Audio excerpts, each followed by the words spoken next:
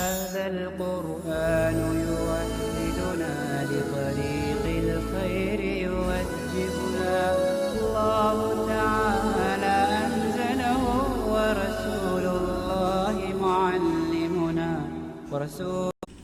بسم اللہ الرحمن الرحیم۔ فصل در ارکان نماز۔ یہ فصل نماز کے ارکان کے بیان میں۔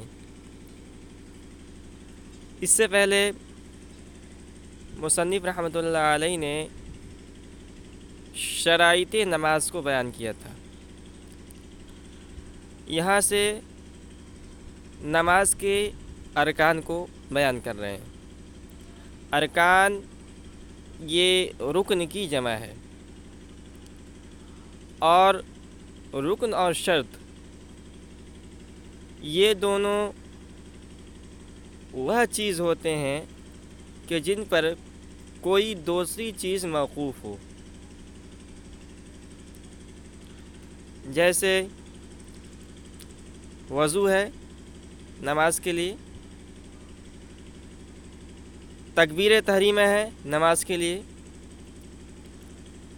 تو وضو یہ نماز کے لیے شرط ہے، تکبیر تحریمہ نماز کا رکن ہے۔ اگر وضو نہیں پایا گیا، یعنی کسی نے وضو نہیں کیا ہے تو نماز نہیں ہوگی، کسی نے تکبیر تحریمہ نہیں کہا تو بھی نماز نہیں ہوگی۔ تو رکن اور شرط وہ چیز ہوتی ہیں کہ جن پر کوئی دوسری چیز موقوف ہوتی ہے، اور شرط اور رکن میں بھی فرق یہ ہے کہ شرط یہ شے سے خارج ہوتا ہے، چنانچہ وضو یہ نماز سے خارج ہے، نماز سے الگ ہے، نماز کے اندر داخل نہیں ہے وضو۔ اور رکن یہ نماز کے یہ شے کے اندر داخل ہوتا ہے، چنانچہ تکبیر تحریمہ یہ نماز کے اندر داخل ہے، نماز سے خارج نہیں ہے۔ تو یہ فرق ہوتا ہے رکن اور شرط کے اندر۔ تو حاصل یہ ہوا کہ ارکان یہ نماز کے وہ فرائض ہیں جو نماز کے اندر داخل ہیں، نماز کے اندر ہیں، اور شرائط نماز کے وہ فرائض ہیں جو نماز سے خارج ہیں۔ ٹھیک ہے، تو کہنے کہ فصل در ارکان نماز، یہ فصل نماز کے ارکان کے بیان میں۔ از فرائض نماز کے داخل نماز اند، نماز کے وہ فرائض جو نماز میں داخل ہیں، یک تحریم است، ان میں سے ایک تکبیر تحریمہ ہے۔ تو نماز کے ارکان میں سے پہلا رکن ہے تکبیر تحریمہ کہنا۔ تکبیر تحریمہ یعنی اللہ اکبر کہہ کے نماز کے اندر داخل ہونا۔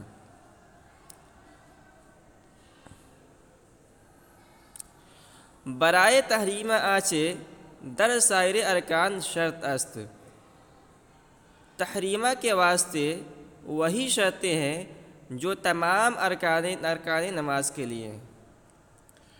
تو نماز کے جو دیگر ارکان ہیں، جیسے کہ رکوع کرنا، سجدہ کرنا، ان کے لیے شرائط ہے نا، مثلا کہ آدمی پاک ہو، ستر عورت ہو، استقبال قبلہ ہو۔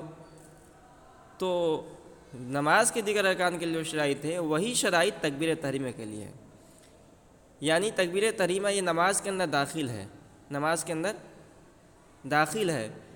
چنانچہ جس طرح آدمی بغیر وضو کے رکوع نہیں کر سکتا ہے نماز کا، بغیر وضو کے نماز کا سجدہ نہیں کر سکتا، اسی طرح بغیر وضو کے تکبیر تحریمہ بھی نہیں کر سکتا ہے۔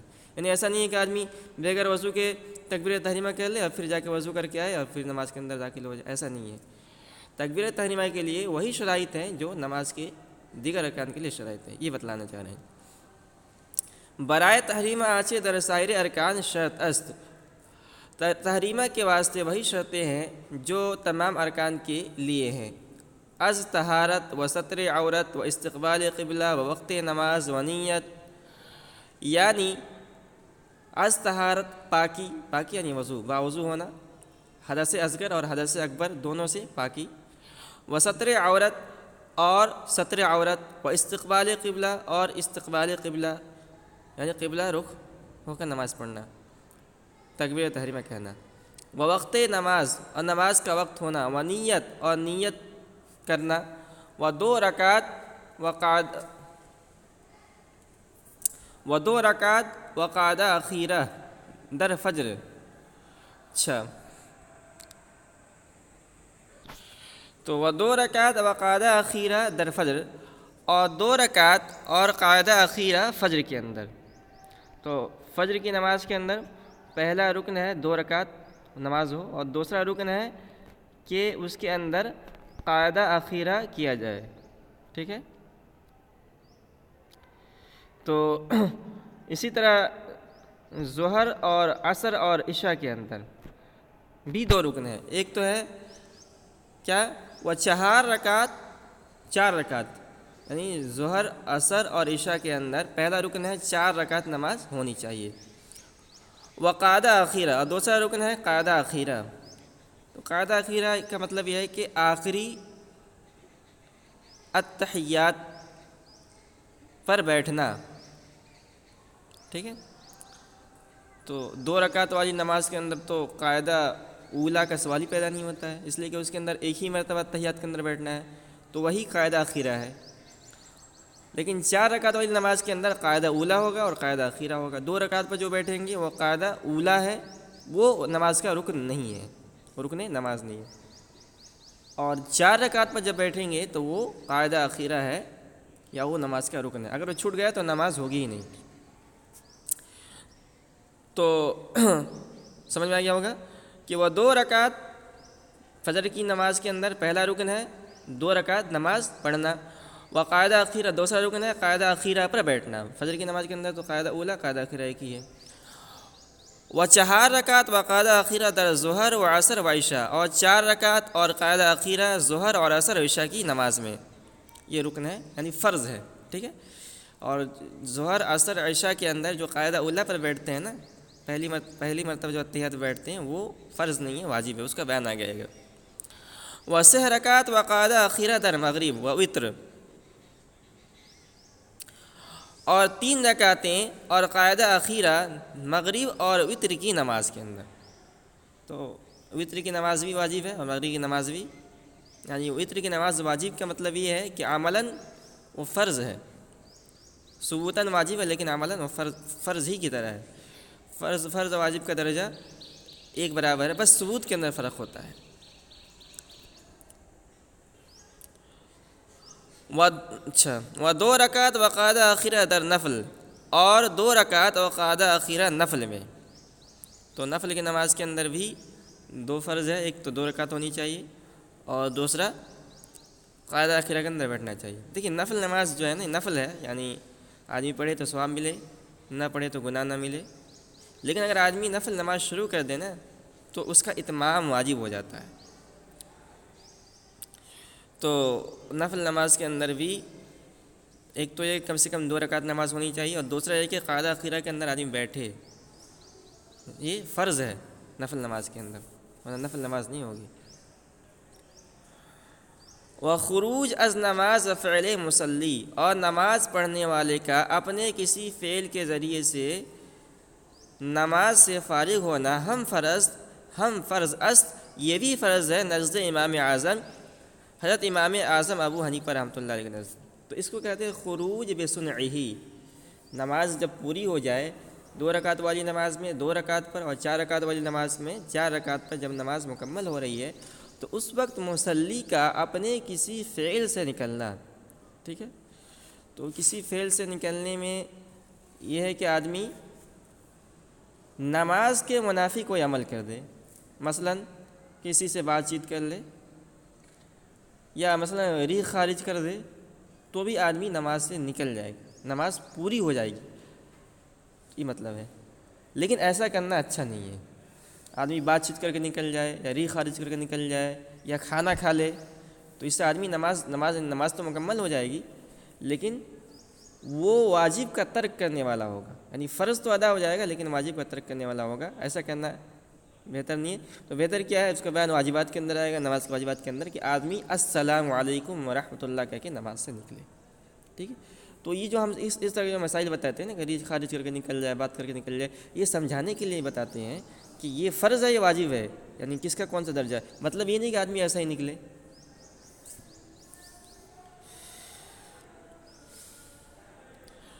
وخروج از نماز فعل مصلی، اور نماز پڑھنے والے کا اپنے کسی فعل کے ذریعے سے نماز سے نکلنا ہم فرض است نزد امام اعظم، یہ بھی امام اعظم ابو حنیفہ رحمۃ اللہ علیہ کے نزدیک فرض ہے۔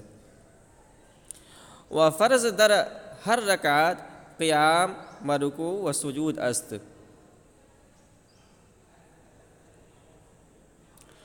اور فرض نماز میں اور فرض ہر رکعت کے اندر قیام، رکوع اور سجدہ ہے۔ یہ تو ظاہر سی بات ہے، فرض ہے قیام کرنا اور رکوع کرنا اور سجدہ کرنا، یہ فرض ہے، بالکل واضح ہے۔ باتفاق علماء، یعنی اس کے اندر کوئی اختلاف نہیں کسی امام کا، کہ کسی امام کے نزدیک قیام سنت ہو، کسی امام کے نزدیک سجدہ سنت ہو، کسی امام کے نزدیک رکوع فرض نہ، ایسا نہیں ہے، سب کے نزدیک متفقہ ائمہ کا فیصلہ یہ ہے کہ قیام، رکوع، سجدہ یہ فرض ہے نماز کے اندر۔ وقرات نزد شافعی و احمد در ہر رکعت از رکعت فرض و نفل فرض است۔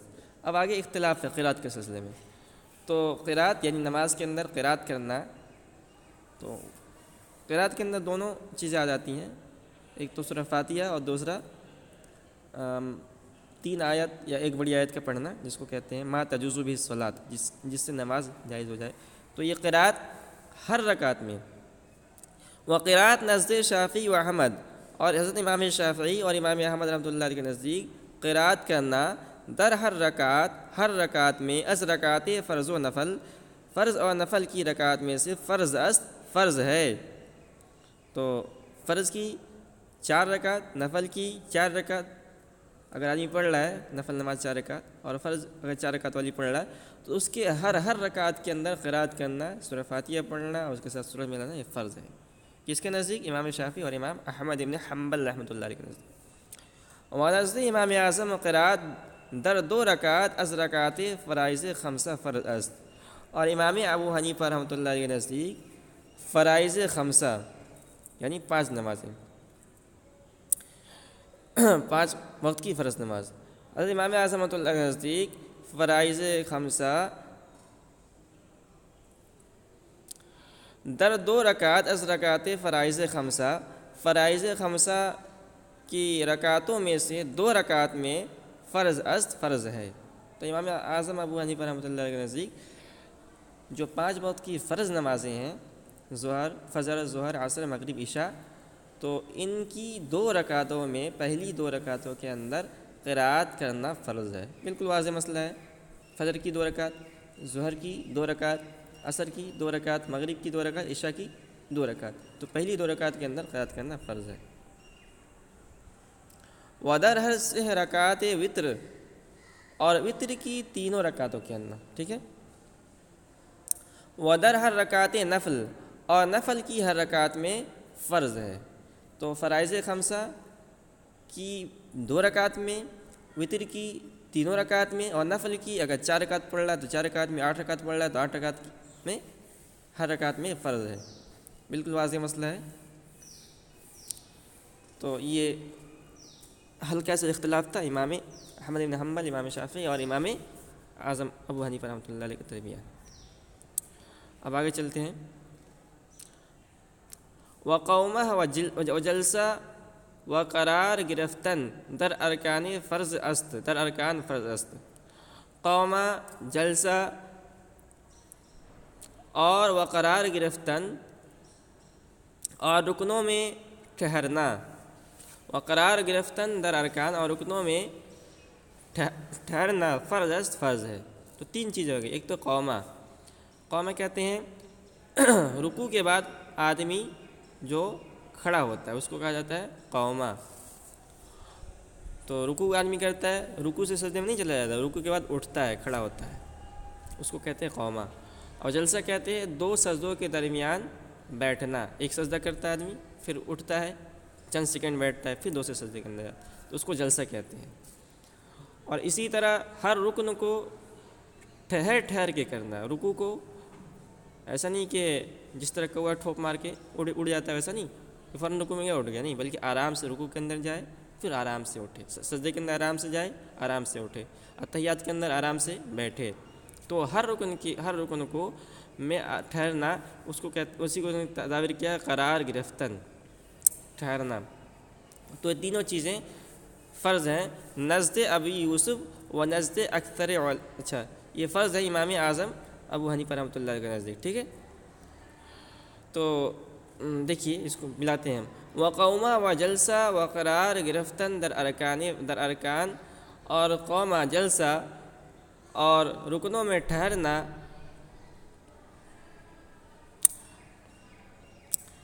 فرض اس نزد ابی یوسف، حضرت امام ابی یوسف رحمۃ اللہ علیہ کے نزدیک فرض ہے۔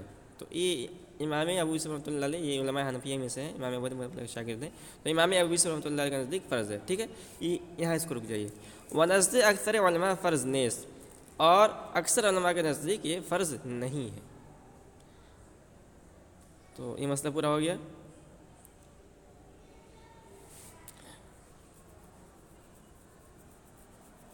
اب آگے ایک مسئلہ ہے قرات کے سلسلے میں۔ دیکھیے قرات کے اندر دو چیزیں ہیں، میں نے بتایا، ایک تو سورہ فاتحہ ہے اور دوسرا ہے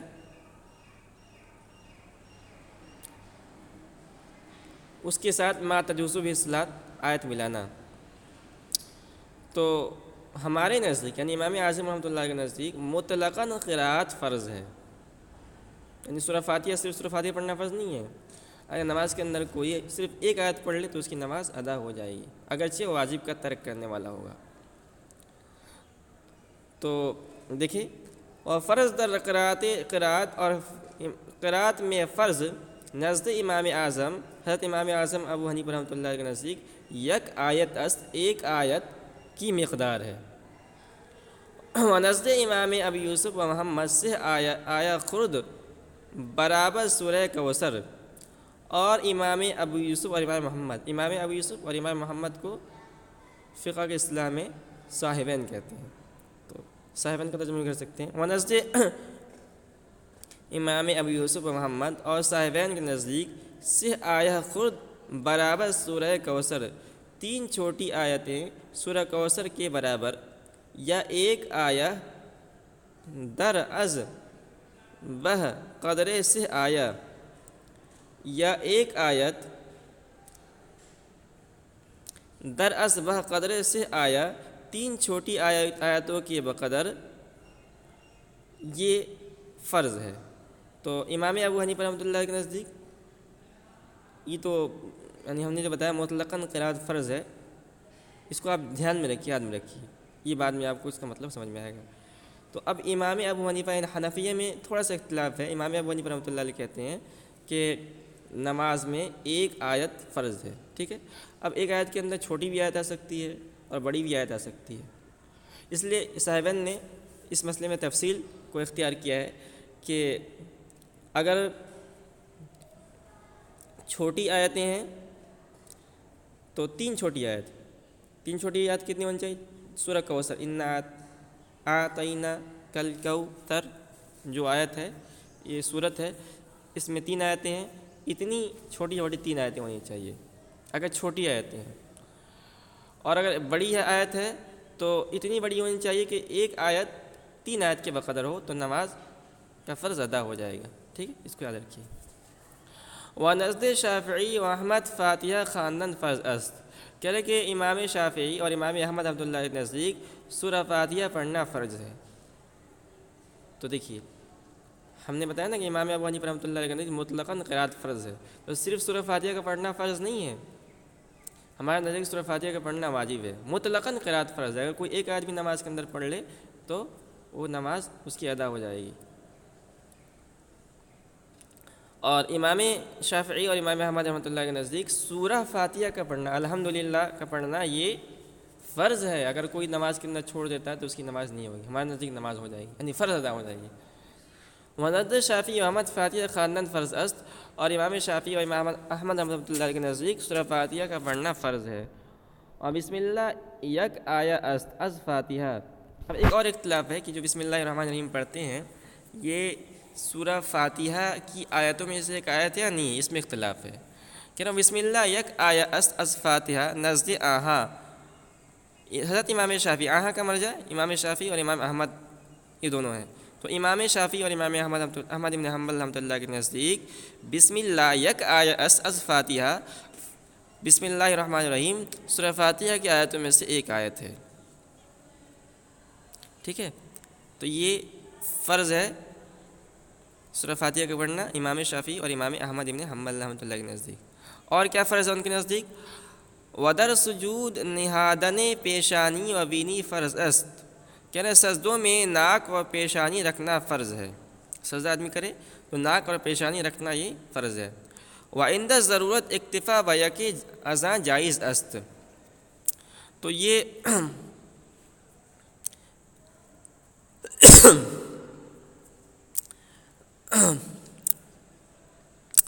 مسئلہ انہوں نے بتا دیا ہے کہ سجدوں میں ناک اور پیشانی رکھنا یہ فرض ہے ہمارے نزدیک. اور اگر آدمی کو کوئی تکلیف ہے تو ان دونوں میں سے کسی ایک پر اکتفا کر سکتے ہیں، یعنی صرف جو پیشانی پر سجدہ کر لے یا صرف ناک پر سجدہ کر لے. یہ ہمارے نزدیک یہ مسئلہ ہے. ٹھیک ہے، تو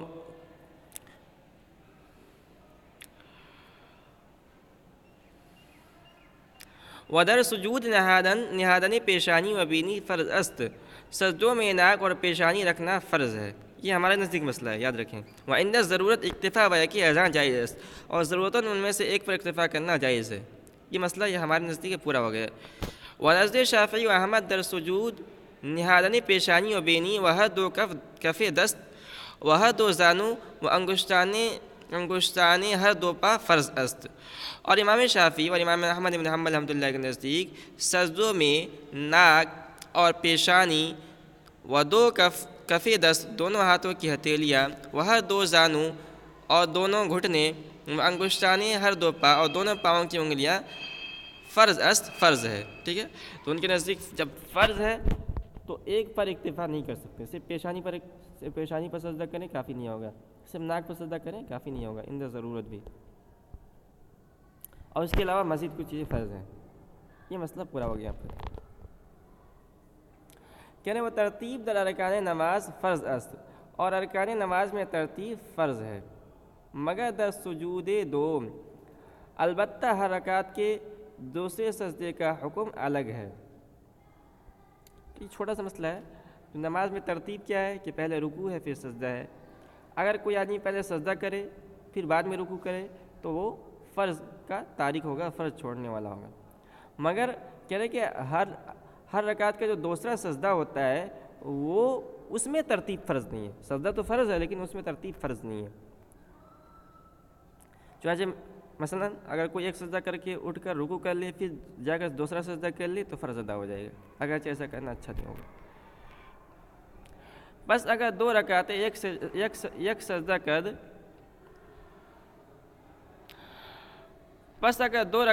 سجدہ کر لہذا اگر ایک رکعت میں ایک سجدہ کرے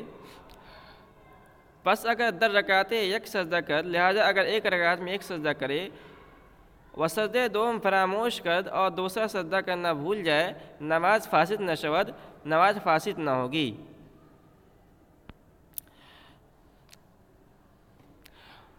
در رکعت دوم سجدہ قضا کند بلکہ دوسری رکعت میں سجدہ کی قضا کرے. ٹھیک ہے، یہ مسئلہ بتا دیا ہم نے کہ ترتیب دوسرے ہر رکعت میں جو دوسرا سجدہ ہے اس میں ترتیب فرض نہیں ہے. تو اگر کوئی پہلی رکعت کے اندر اس سجدہ کو چھوڑ دے، ایک سجدہ کر لیا دوسرے سجدہ کو چھوڑ دیا اور پھر اس سجدہ کو دوسری رکعت کے اندر 3 سجدہ کر کے قضا کر لیا تو نماز ادا ہو جائے گی، اس لیے کہ اس نے ترتیب دوسرے سجدوں کے بعد دوسرے سجدے میں چھوڑا ہے. وہ سجدہ سہو لازم گردد، سجدہ سہو لازم ہو جائے گا اس لیے کہ اس نے رکن کو اس کی جگہ سے مؤخر کیا ہے. یہ مسئلہ پورا ہو گیا. ابن حمام از کافی حاکم آوردہ. ابن حمام نے حاکم کی کافی نامی کتاب سے لکھا. ابن حمام کے بارے میں بتا چکے ہیں کہ یہ فقہاء حنفیہ میں سے ایک بہت بڑے فقیہ ہیں اور انہوں نے ہدایہ کی شرح لکھی ہے فتح القدیر کے نام سے، جو بہت معتبر اور بڑی کتابوں میں شمار ہوتا ہے. انہوں نے ایک حاکم بھی ہے فقہاء حنفیہ میں سے ایک بہت بڑے فقیہ ہیں، ان کی کتاب ہے کافی، تو اس سے ایک مسئلہ انہوں نے لکھا ہے. ابن حمام از کافی حاکم آوردہ، ابن حمام نے حاکم کی کافی نامی کتاب سے نقل کیا ہے کہ اگر کوئی شخص نماز شروع کرے و قرات و رکوع بجا آورد، اور قرات اور رکوع کرے و سجود نہ کرد اور سجدہ نہ کرے، پس قیام و قرات کرد، پھر کھڑے ہو کر قرات پڑھے و سجدہ کرد اور سجدہ کرے و رکوع نہ کرد اور رکوع نہ کرے، و این ہما یک رکعت شد، تو یہ تمام ایک رکعت ہوئی۔ ٹھیک ہے، تو اس کو سمجھ لیجیے آپ۔ کافی کے اندر، حاکم کی کافی کے اندر یہ مسئلہ لکھا ہوا ہے کہ کوئی شخص ہے، اس نے نماز شروع کیا، ٹھیک ہے، نماز شروع کرنے کے بعد قرات اور رکوع کیا اور سجدہ نہیں کیا۔ قرات رکوع کرنے کے بعد سجدہ میں جانا چاہیے تھا، رکوع کے بعد اٹھ کر پھر آ گیا، کہاں کھڑا ہو گیا، پھر قرات کیا اور اس کے بعد پھر سجدہ کیا، رکوع نہیں کیا۔ قرات کرنے کے بعد رکوع سے اٹھ کر پھر قرات کیا، پھر سجدہ میں چلا گیا، تو یہ بس ایک رکعت ہوئی اس کی۔ وہم چنی اگر اول رکوع کرد اور اسی طرح اگر پہلے رکوع کرے پستر قیام، پھر قیام کرے، و قرات و رکوع و سجود کرد اور قرات اور رکوع و سجدہ کرے، تاہم یک رکعت شد، تو بھی ایک رکعت ہوئی۔ تو نماز کی ترتیب میں اس نے الٹ پلٹ دیا، کیسے کہ الٹا پلٹا، پہلے اس نے رکوع کیا، ٹھیک ہے، پھر قیام کیا، پہلے تو قیام کرنا چاہیے تھا، پھر قرات کرنا چاہیے تھا، پھر رکوع کرنا چاہیے تھا، اس نے الٹا کیا، پہلے رکوع کیا، پھر قیام کیا، پھر قرات کیا، پھر رکوع کیا، پھر سجدہ کیا، تو یہ تمام مل کر ایک رکعت ہوئی۔ وہم چنی اگر اول دو سجدہ کرد، پستر قیام و قرات در رکوع کرد و سجدہ نہ کرد، اسی طرح اگر اول دو سجدہ اگر پہلے دو سجدہ کیے، پستر قیام پھر قیام کیا، و قرات و رکوع کرد اور قرات اور رکوع کیا، و سجدہ نہ کرد اور سجدہ نہ کیا، پستر قیام و قرات و سجدہ کرد، پھر قیام و قرات اور سجدہ کیا، و رکوع نہ کرد اور رکوع نہ کیا، یہ ہما یک رکعت شد، یہ سب مل کر ایک رکعت ہوئی۔ تو اس کے اندر بھی ترتیب کو پلٹ دیا، پہلے قیام کرنا چاہیے تھا، پھر رکوع کرنا چاہیے تھا، پھر سجدہ، قیام، پھر قرات، پھر رکوع، پھر سجدہ۔ اس نے الٹا کیا، پہلے کیا کیا، پہلے سجدہ کر لیا، پھر قیام کیا، پھر قرات کیا، پھر رکوع کیا، پھر سجدہ کیا، پھر قیام کیا، پھر قرات کیا، تو یہ سب کے سب ملا کر ایک رکعت ہوں گی، صرف ایک ہی رکعت شمار ہوں گی۔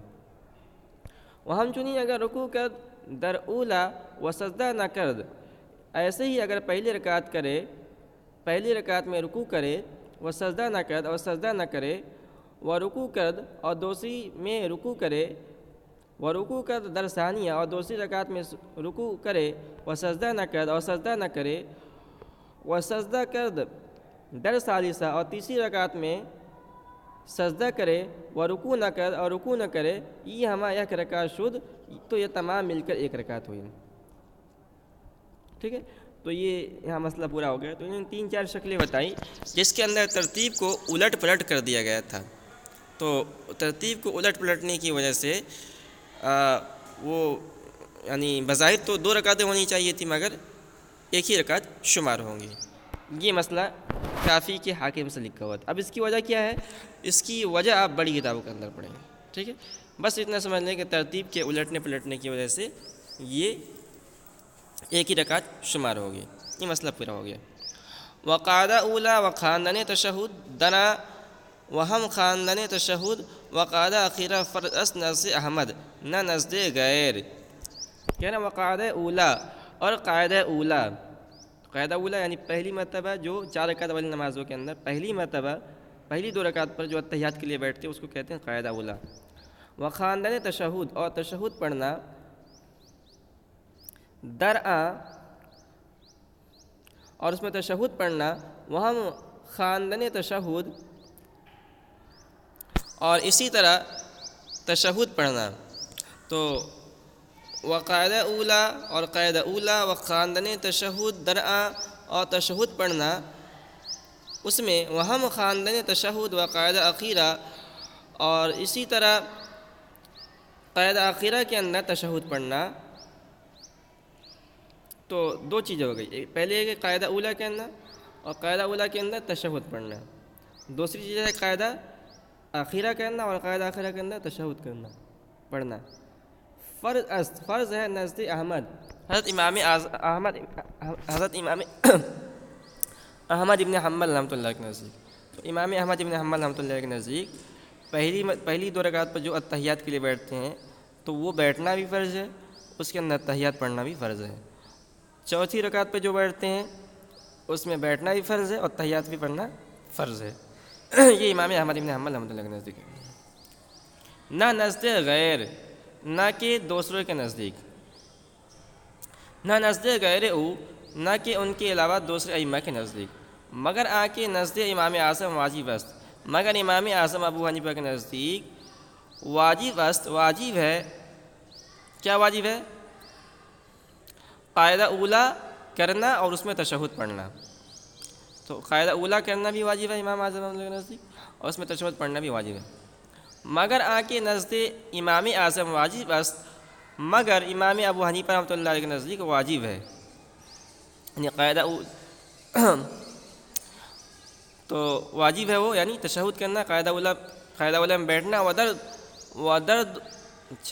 ودرو خواندن در قاعدہ اخیرہ بعد تشہد۔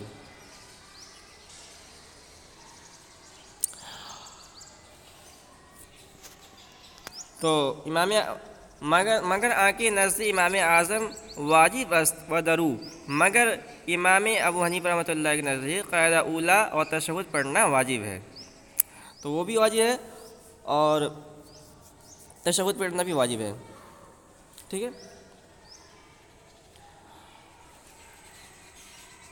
وخواندن در قاعدہ اخیرہ بعد تشہد فرض است،